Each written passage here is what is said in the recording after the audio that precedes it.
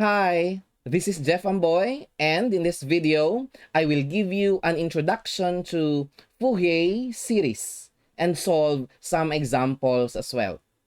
In mathematics, the word series refers to the sum of several terms or possibly an infinite number of terms in the case of an infinite series. Fourier series is an example of an infinite series.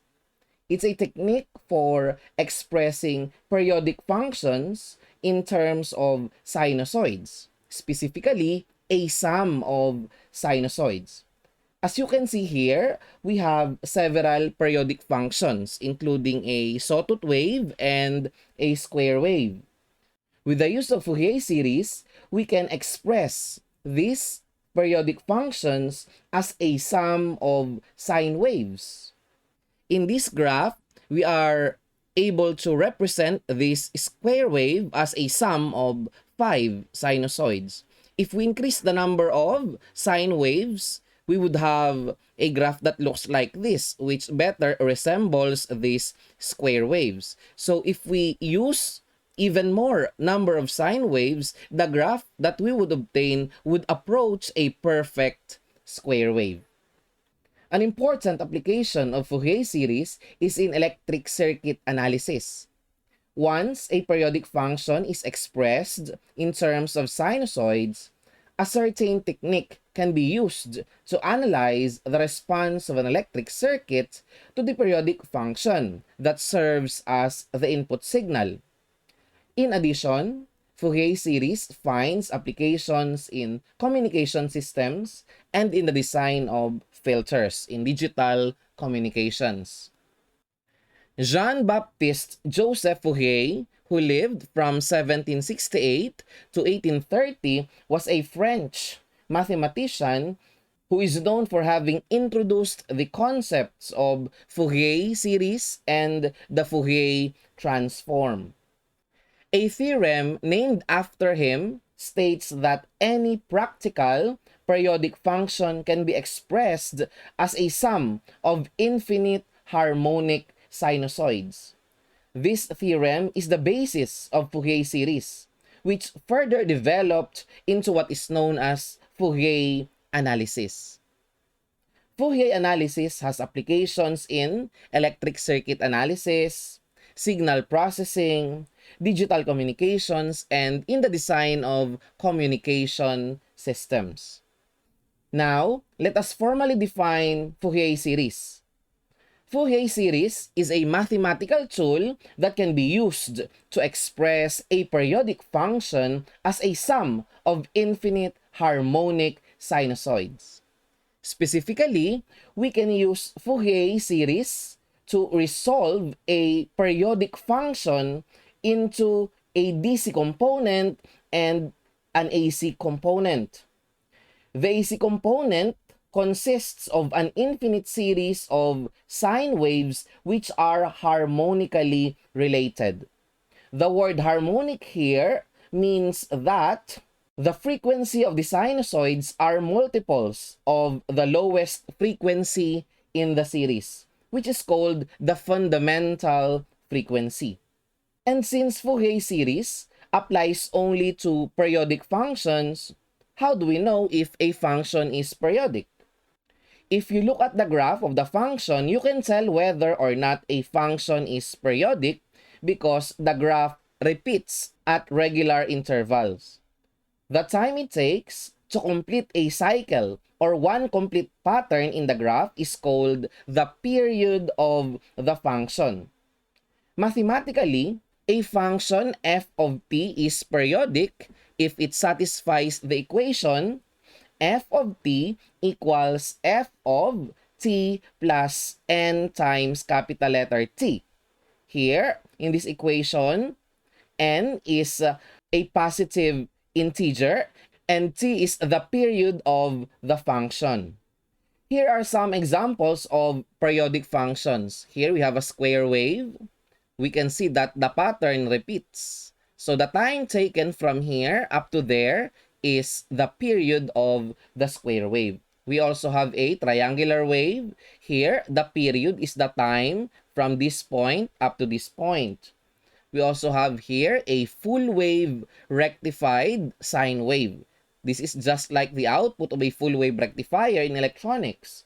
We also have a sawtooth wave and even the waveform created by a piano. Okay? So we can see that this is not like the typical waveforms that we see here, but still it's periodic because we can see that there is a pattern that repeats at regular intervals. So now, how does the Fourier series of a periodic function look like? In this discussion, we will use the trigonometric Fourier series. This trigonometric Fourier series can be expressed as f of t equals AO plus, this is the summation sign, the summation of an times cosine of 2n pi t over this capital letter T, which is the period, plus another term which involves bn times sine 2n pi t over capital letter T again. This capital letter T is the period. So this is the trigonometric Fourier series of a periodic function.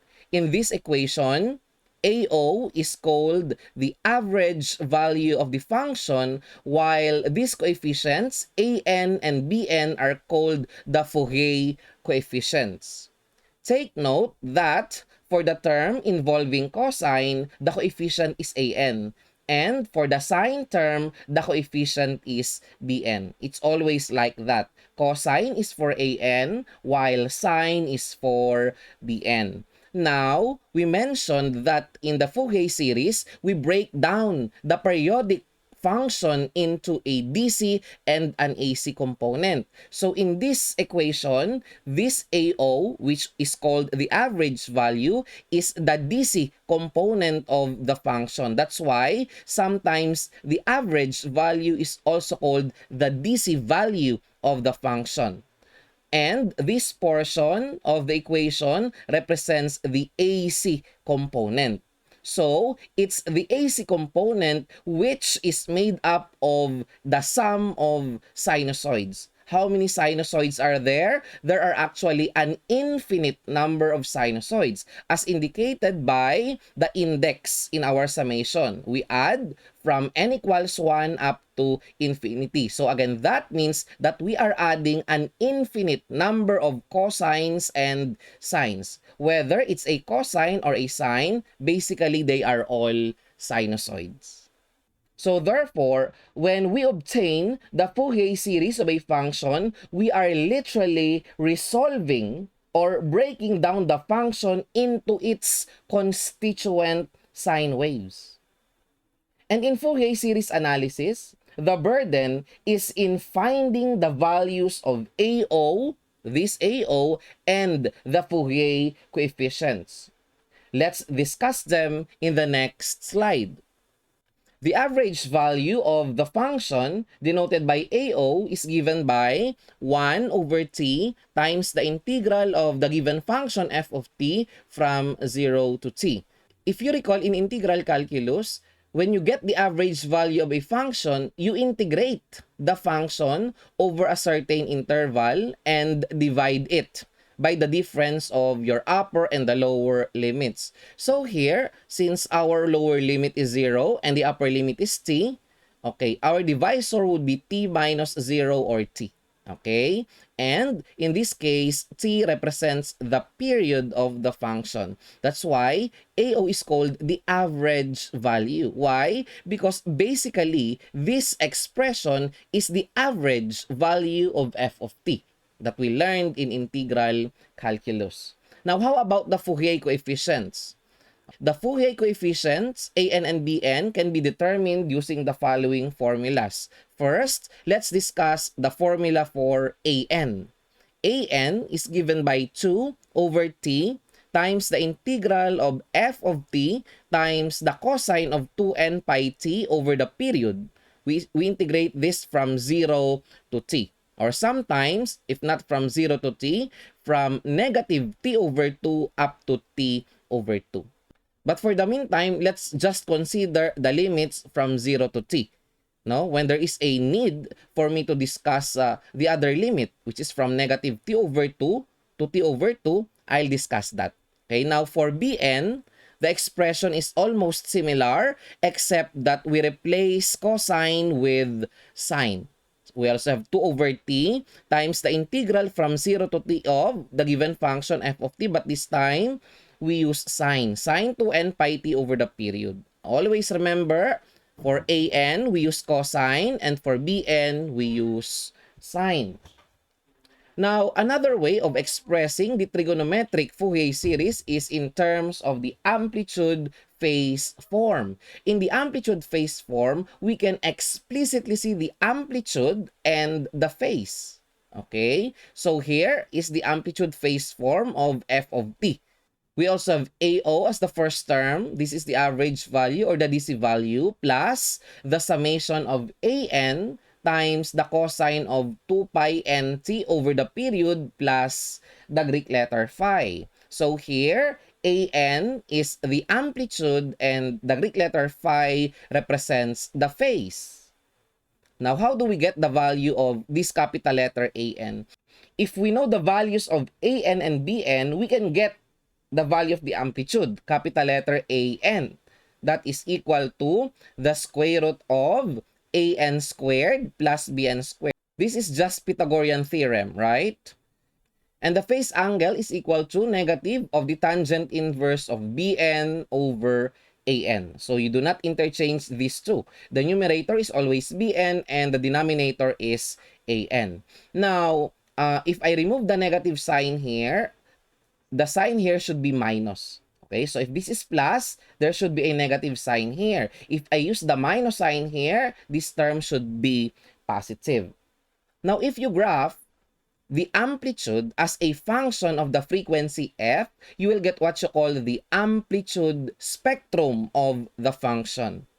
On the other hand, if you graph the phase as a function of f, again, this f is the frequency, you'll get the phase spectrum of the function. Now, if we combine these two, the amplitude spectrum and the phase spectrum, we will get what we call the frequency spectrum of the function. So once again, the amplitude and the phase spectra together make up the frequency spectrum of the function. Now, to give you an idea of what Fourier series can do, let us examine a square wave and how it can be represented as a sum of sine waves. So here, we have a square wave.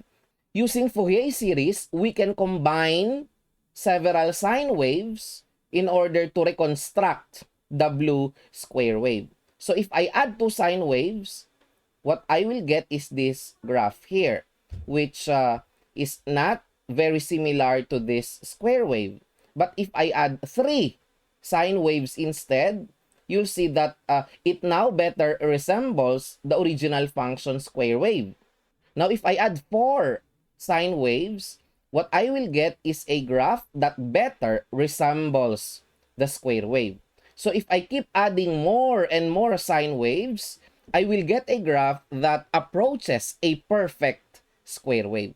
So that is what Fourier series does. We can use it to break down a periodic waveform just like this square wave into its constituent sine waves. Now let us take a look at this visual.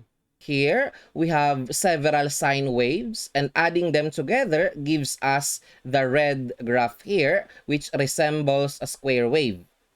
Now let's take a look at the frequency spectrum.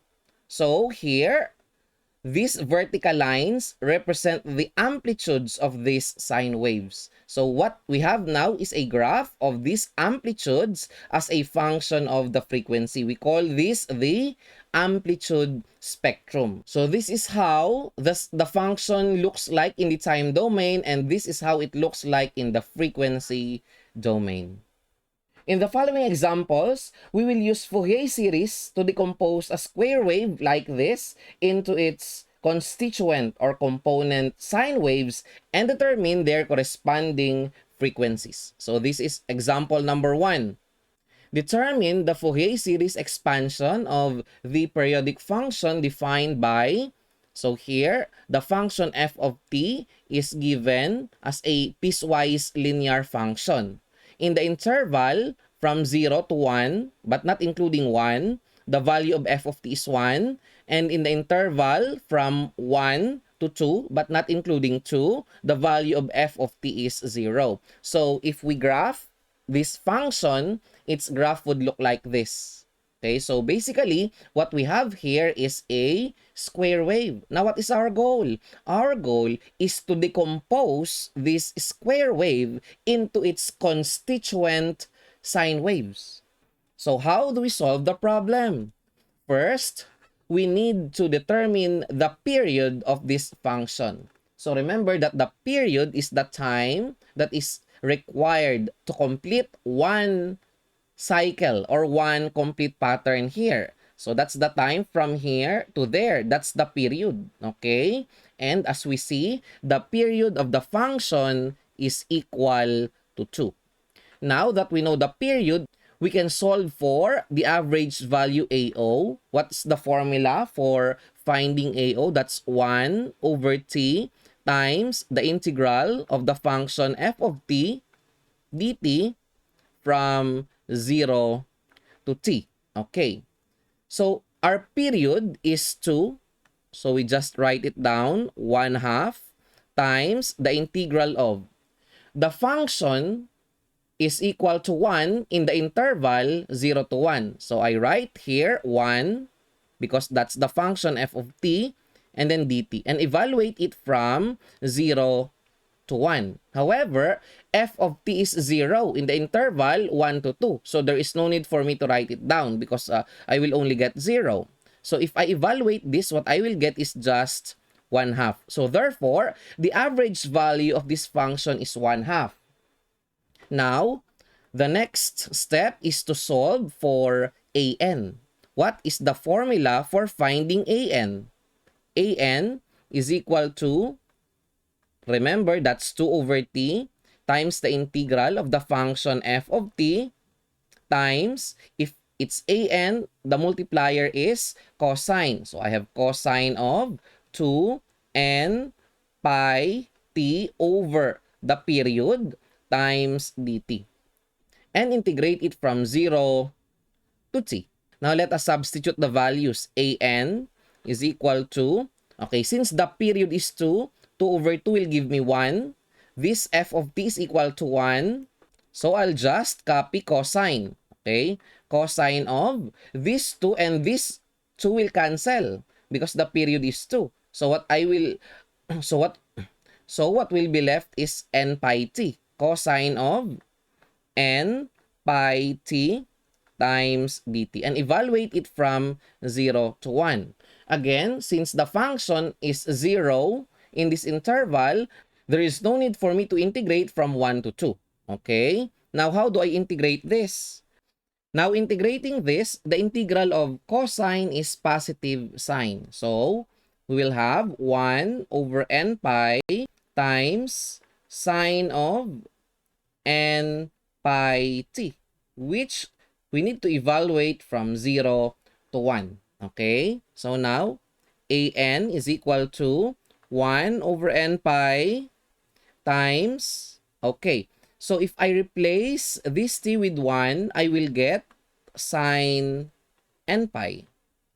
And then minus for the lower limit, if I replace this t with 0, I will get sine 0, whose value is also 0. So now, we have this as an. 1 over n pi times the sine of n pi minus 0. However, what is the sine of n pi? So n pi is always along the x-axis. If n is 1, it would be here. No, if n is 2, it would be there.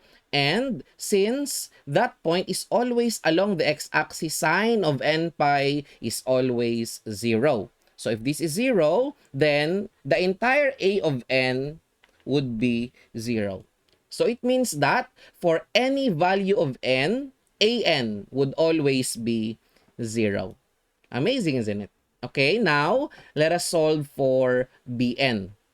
First, we write down the formula for Bn. Bn equals 2 over t. Remember, this is just the same as the formula for An except that we replace cosine with sine. So, the integral of f of t times sine of 2n pi t over the period times dt.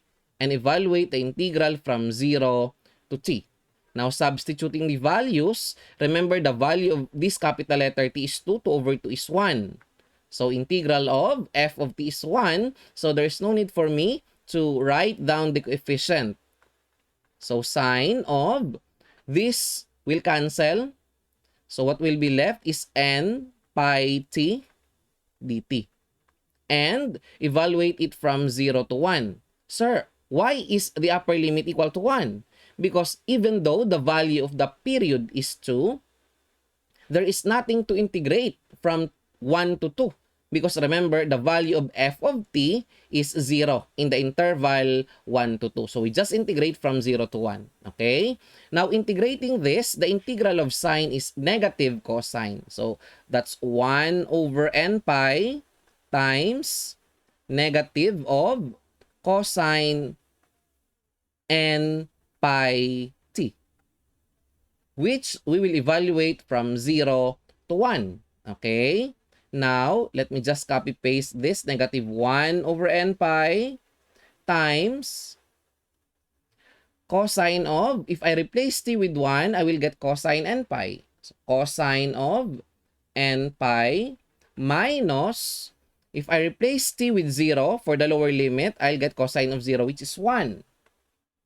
So now, I can express this as negative 1 over n pi. Remember that cosine n pi is the same as negative 1 raised to n, and then minus 1. Okay? Now, we can rewrite Bn in such a way that there is no negative sign here. Okay? So, rewriting that, 1 over n pi. So, negative times negative would be positive. So, 1 and then minus negative 1 raised to n. Okay, so this one looks better than this because we're able to omit the negative sign in front. Okay, so we now have Bn. But notice that if this n is even, we will get positive 1 here. And 1 minus 1 would give us 0. Therefore, Bn would be 0 for even values of n. Okay? Now, how about for odd values of n? Remember that for odd values of n, this negative 1 raised to n would be negative 1. And 1 minus negative 1 would give us 2. Therefore, Bn would be equal to 2 over n pi for odd values of n. So now, how do we write f of t? No? How do we write f of t, which is the given function, in terms of its Fourier series? So this f of t, which I will write, is now the Fourier series expansion of the given function. Remember, let me first write here the expression for f of t. That's equal to AO plus, remember, that's the summation of an times cosine of 2n pi t over capital letter T plus Bn times sine of 2n pi t over capital letter T. No? From n equals 1 up to infinity. So we already know the value of AO. The average value is 1/2. And since an is equal to 0, from our previous calculation here, an is equal to 0, this term would be 0. And because of that, what will be left is just a summation of all the sine terms. Now, for Bn exists only for odd values of n, which starts with 1. Okay? So for the next term, which involves B1, I will have 2 over pi because n is 1. So that's 2 over pi multiplied by this sine of t is 2. So this will cancel. N is 1. So what will be left is just pi t. So sine of pi t. And then plus, okay, for n equals 2, this bn would be 0. And then for n equals 3, I would have 2 over 3 pi. Where did that come from? It came from this, no? When n is 3, then bn would be 2 over 3 pi times the sine of, okay, so remember, these two will always cancel, and what will be left is n pi t. Because n is 3, this will be 3 pi t. And then plus, there is a pattern, no?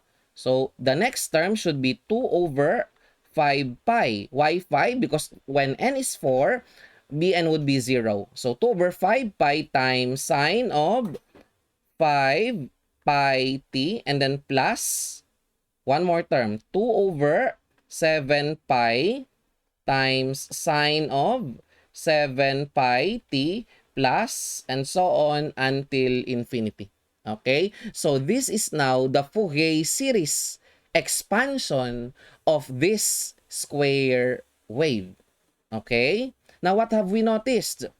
We noticed that in the Fourier series expansion, what's left are just add values of n. Therefore, the sine waves that make up this square wave are all odd harmonics. So this is the fundamental frequency, and all the other sine waves here have frequencies which are multiples of the fundamental. So here, n equals 1, here n is 3, n equals 5, n equals 7, and so on. Okay? So now we are able to see clearly what Fourier series can do, no? If we get the Fourier series of a periodic function, we resolve that function or break it down into its constituent sinusoidal components like this, no?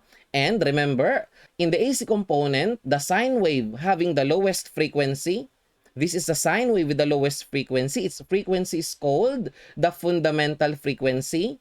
And all the other sine waves would have frequencies which are just multiples of the fundamental frequency. Now, let us take a look if we combine these sine waves. What graph can we get if we combine several of these sine waves? If we add the first 5 sine waves, we will get a graph that looks like this. So we can see that this is similar to a square wave, but not exactly a square wave.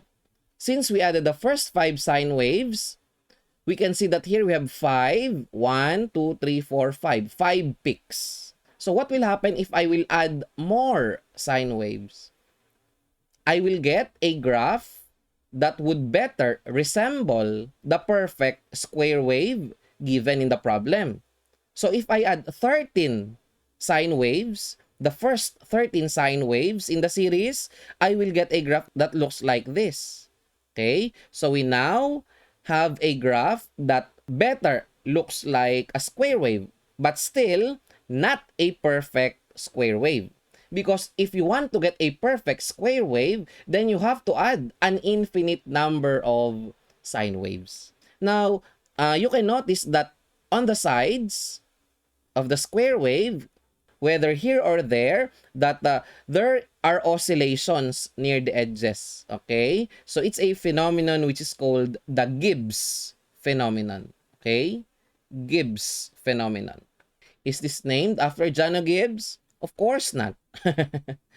Okay, so this is how the signal or the function looks like in the time domain. But with the use of Fourier series, we can express the signal in the frequency domain. How? You have to graph the amplitude spectrum. So remember that the amplitude spectrum is the graph of the amplitude as a function of frequency. So how does the amplitude spectrum of this Fourier series look like? So in the graph, what we will see are the amplitudes. Of course, the first term is the average value when n is equal to 0. Okay? And then when n is equal to 1, we have 2 over pi. When n equals 2, we have 2 over 3 pi, and so on.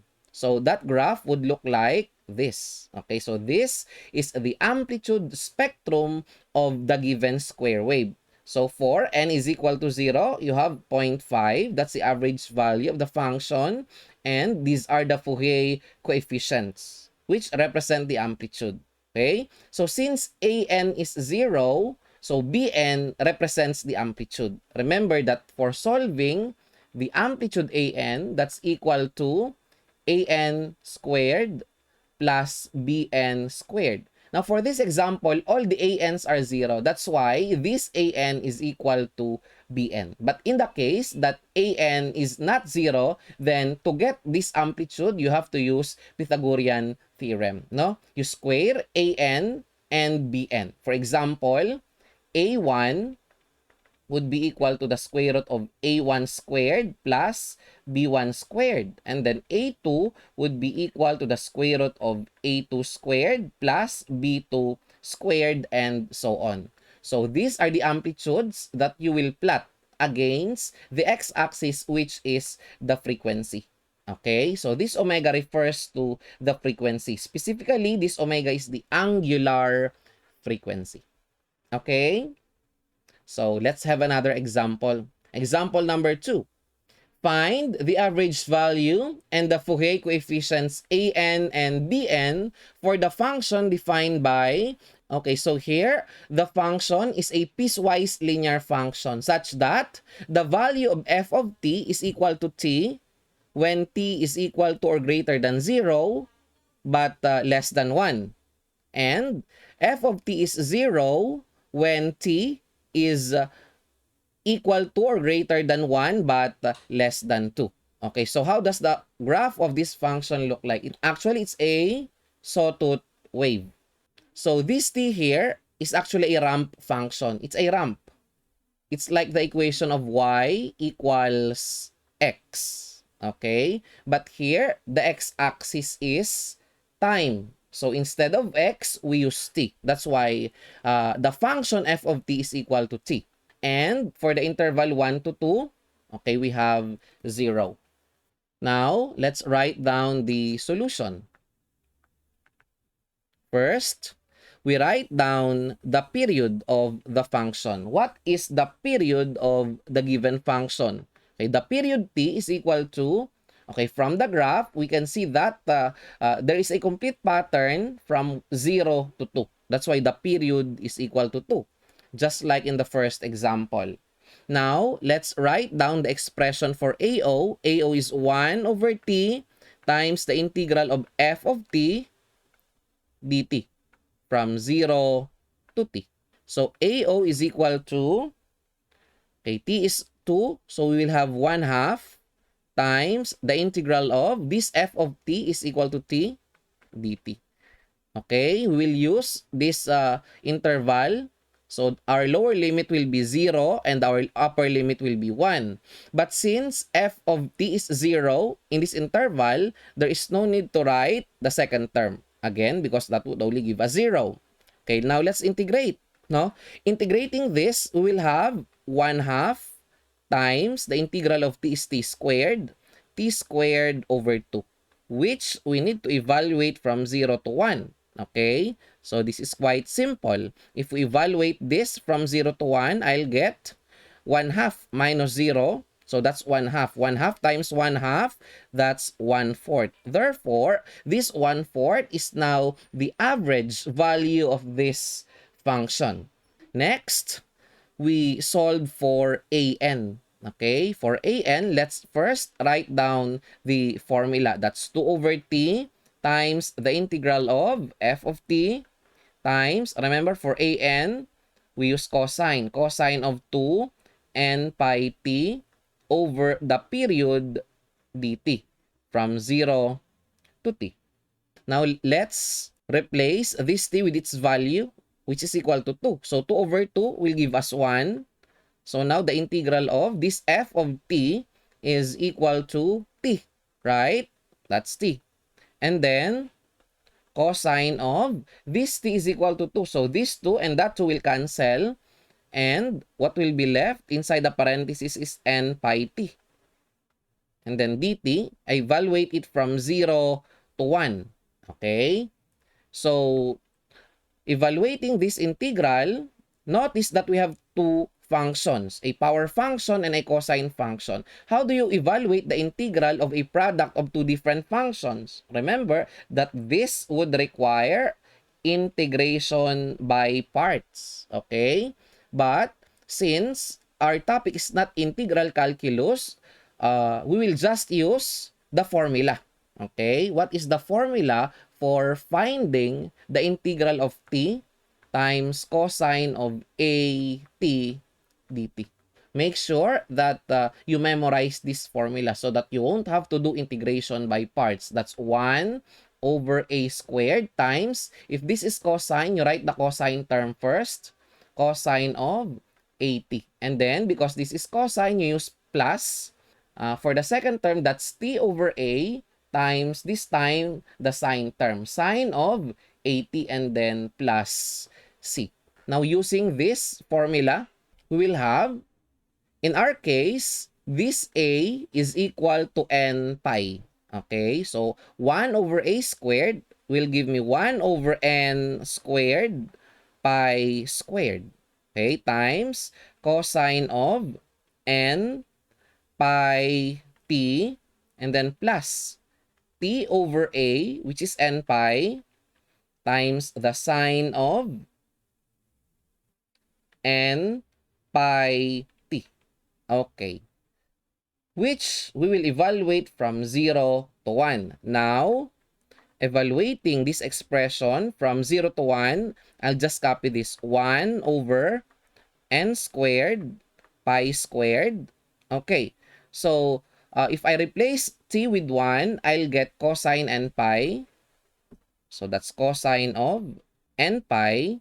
And then, if I replace t with 1, sine of n pi is 0. So, even if this is 1 times the sine of n pi, which will always give me 0, I will get 0, right?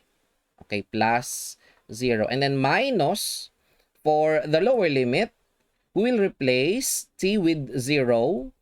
Cosine of 0 is 1. And then plus. So if I replace t with 0, I will get 0. So now, let me write down the expression for an. Okay, for an, I will have 1 over n squared pi squared times cosine of n pi minus 1. However, this cosine n pi can be expressed as negative 1 raised to n. So I can write this an as, okay, cosine n pi is negative 1 raised to n and then minus 1 over n pi squared. So there you go. We now have the expression for an. An is equal to negative 1 raised to n minus 1 all over n pi squared.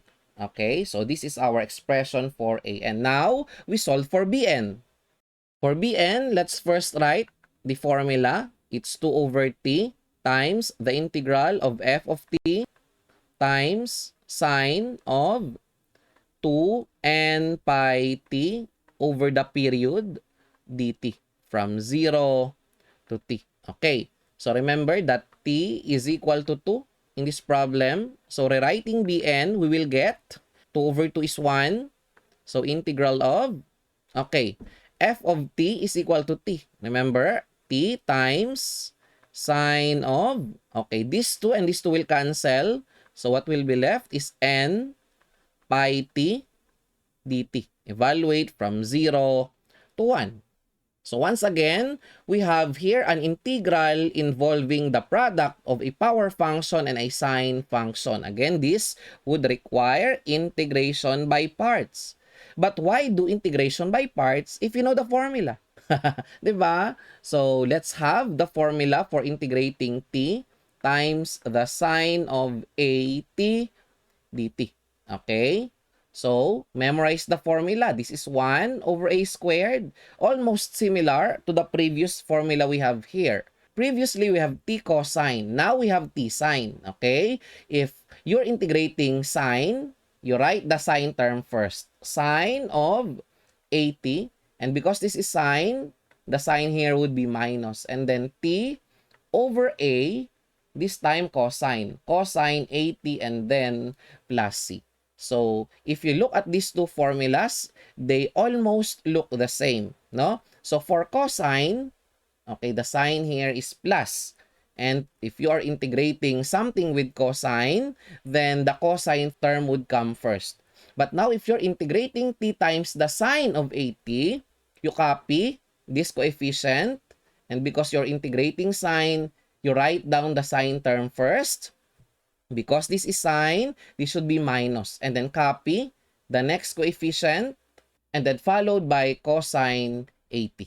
Okay, now let's use this formula in evaluating this definite integral. Bn would be equal to 1 over n pi squared times the sine of n pi t minus t over a. So t over a is n pi. N pi times cosine of n pi t.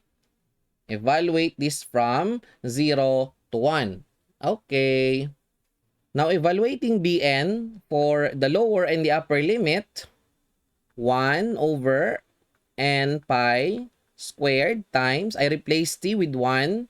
So, I will get sine of n pi minus 1 over n pi times cosine of n pi minus, for the lower limit, I will replace t with 0. So here, sine of 0 will give me 0.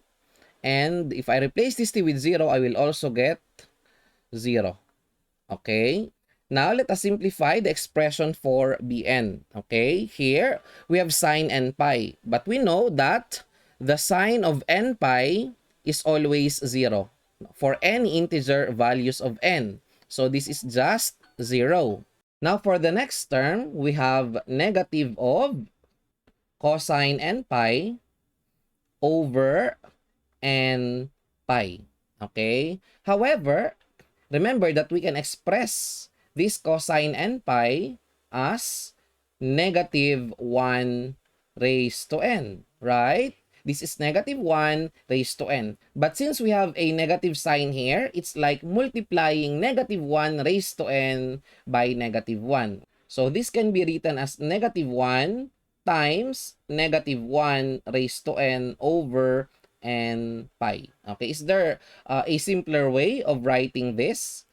Yes, okay, because here, the exponent of negative 1 is 1, right? And since they have the same bases, then we can add their exponents, right? So now, the simplest expression for Bn would be negative 1 raised to n plus 1 over n pi. That's it. Okay, we now have the expression for Bn. So after that, we write the expression for f of t. Okay? What is our expression for f of t? Remember that f of t equals the average value AO. Our average value is 1/4. So 1/4 plus. So next, we write down the AC component, which is the summation of, okay, AN. So what's our AN? AN is equal to negative 1 raised to n minus 1, negative 1 raised to n minus 1 over n pi squared. So we have n pi squared multiplied by cosine of 2n pi t over 2 will give us n pi t plus the term for sine whose coefficient is bn. So our bn is this. So we have negative 1 raised to n plus 1 over n pi. Now, the multiplier is sine. Sine of 2n pi t over 2. So, that will give us n pi t. Okay. So, now, we enclose this in a bracket and indicate the index. So, we add from 1 up to infinity. Okay. So, this is now the Fourier series expansion of this periodic waveform, which is actually a sawtooth wave because it looks like the teeth of a saw. Kaya siya tinawag na sawtooth. So we can expect that we have an average value We have the term for cosine and we also have the term for the sine. Okay? So there you go.